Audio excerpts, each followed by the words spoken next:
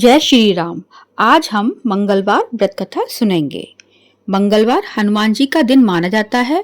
पौराणिक मान्यता के अनुसार जो जातक मंगलवार के दिन उपवास रखते हैं और इस दिन से जुड़ी कथा सुनते हैं या पढ़ते हैं, उन्हें हनुमान जी की कृपा से मनोवांछित फल मिलता है और जीवन में आने वाले सभी कष्ट दूर होते हैं। अब मंगलवार कथा शुरू करते हैं। बहुत समय पहले किसी नगर में एक निसंतान ब्राह्मण दंपति रहते थे। कोई संतान न होने के कारण पति पत्नी बहुत दुखी रहते थे। एक बार ब्राह्मण ने वन में जाकर बजरंगबली की पूजा करने का निश्चय किया। वहां जाकर उसने विधि विधान से हनुमान जी की पूजा अर्चना की और उनसे पुत्र प्राप्ति की कामना की। इधर घर में ब्राह्मण की पत्नी भी संतान पाने के लिए श्रद्धा पूर्वक मंगलवार का उपवास करती थी।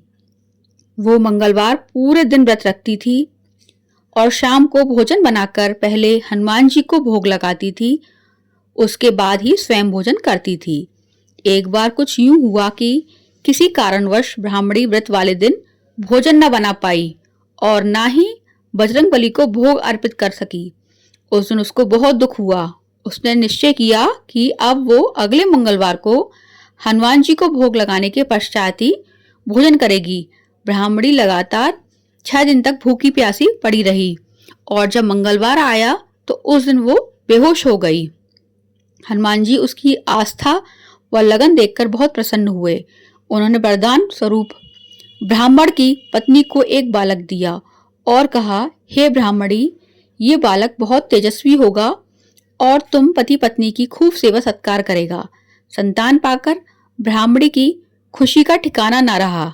मंगलवार व्रत के फलस्वरूप हनुमान जी ने ब्राह्मणी को पुत्र दिया था, इसलिए उसने बालक का नाम मंगल रखा। इधर कुछ समय के बाद जब पूजन संपन्न कर ब्राह्मण वापस घर आया तो बालक को देखकर आश्चर्य में पड़ गया। पत्नी से पूछा कि ये बालक कौन है।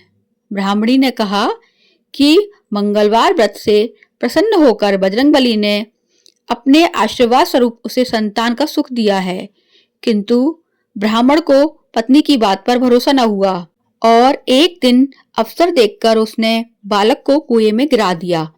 घर वापस आकर ब्राह्मणी अपनी पति से कहने लगी कि पुत्र मंगल कहाँ है। तभी पीछे से मंगल मुस्कुराता हुआ आकर मां से लिपट गया।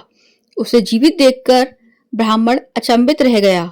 उसी रात बजरंगबली ब्राह्मण के सपने में आए और कहने लगी कि ये संतान उन्होंने दोनों की उपासना से प्रसन्न होकर वरदान स्वरूप दिया है। सच्चाई जानकर ब्राह्मण बहुत खुश हुआ और तब से ब्राह्मण दंपति हर मंगलवार को श्रद्धा पूर्वक व्रत रखने लगे।